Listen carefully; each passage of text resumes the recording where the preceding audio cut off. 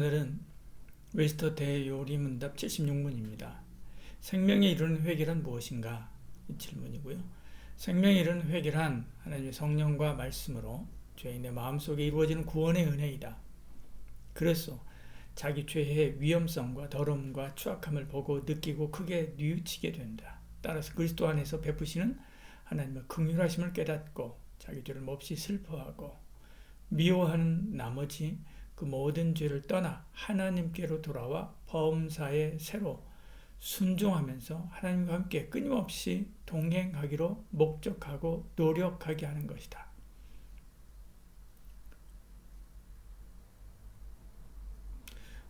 우리는 지난 시간에 성화에 대해서 말씀 나누었습니다. 이번 주제는 회개입니다.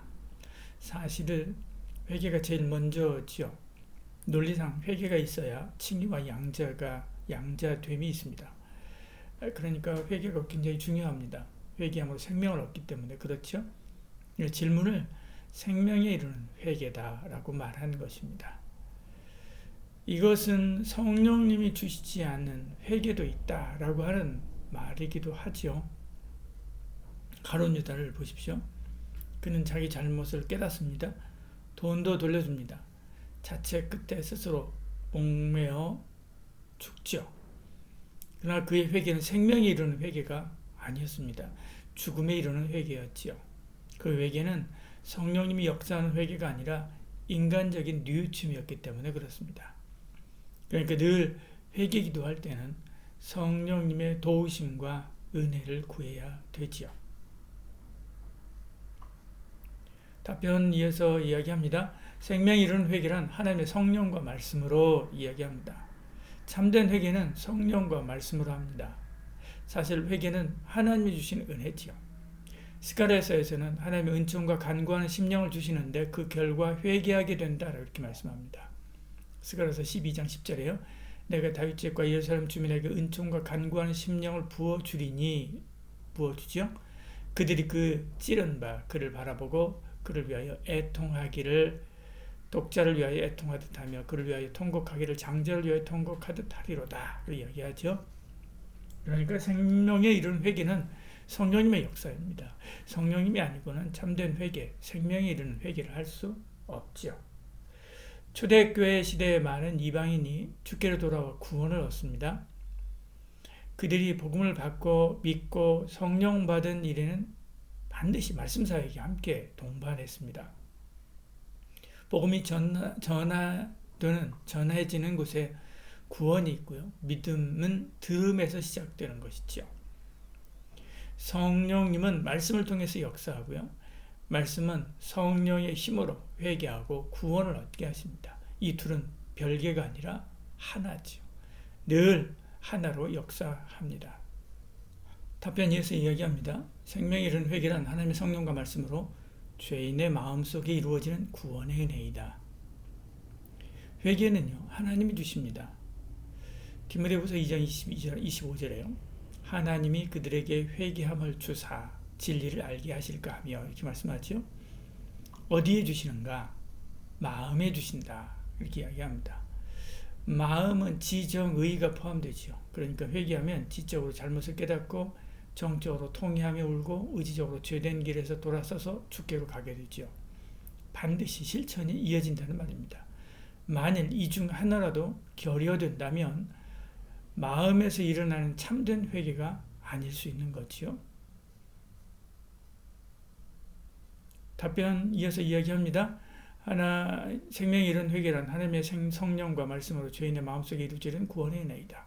그로써 자기 죄의 위험성과 두려움과 추악함을 보고 느끼고 크게 뉘우치게 된다 이야기합니다. 왜냐하면 죄가 얼마나 위험한 일인지 알게 되기 때문에 그렇습니다. 죄는 하나님의 형벌을 불러오는 부비 트랩과 같은 것입니다. 에스겔 18장 30절에요. 주 여호와의 말씀이니라 이스라엘 족속아 내가 너의 각 사람이 행한 대로 심판할지라 이렇게 말씀합니다. 그러니까 죄는 그 모양이라도 버리라 라고 데살로니가전서 5장 22절 이렇게 말씀하고 있는 것을 보죠.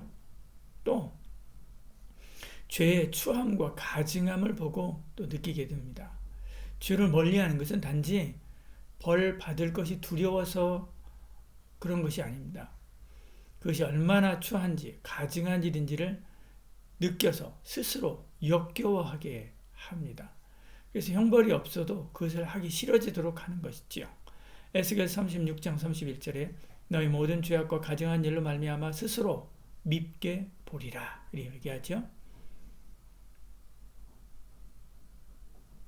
답변은 이어서 이렇게 이야기합니다. 따라서 그리스도 안에서 베푸시는 하나님의 긍휼하심을 깨닫고 자기 죄를 몹시 슬퍼하고 미워하는 나머지 이야기합니다. 그래서 죄를 크게 뉘우치고 하나님의 긍휼하심을 깨닫고 다시 시작합니다. 베드로를 보십시오. 그는 주님을 3번이나 부인했지만 주님은 그를 위해서 기도하시지요. 부활하신 후에는 갈릴리까지 찾아가서 끝까지 붙들어 주십니다. 그 모든 지위를 회복시켜서 주의 백성을 섬기는 목자가 되게 하시죠. 그가 이렇게 할 수 있었던 것은 주님의 사랑 때문이었습니다. 우리도 회개하면 사랑의 하나님이 영육간의 모든 어려움을 이기게 하십니다. 또 자기 죄를 슬퍼하고 미워해서 앞으로 같은 죄를 짓지 않게 하시는 거죠. 그러니까 같은 죄를 반복하는 것이 있다고 한다면 스스로 점검해야 됩니다. 나의 회개는 참된 회개인가 아니면 가짜 회개인가. 가짜 회개는요, 잠시 사람의 시선을 피할 수는 있지만 하나님을 속일 수는 없지요.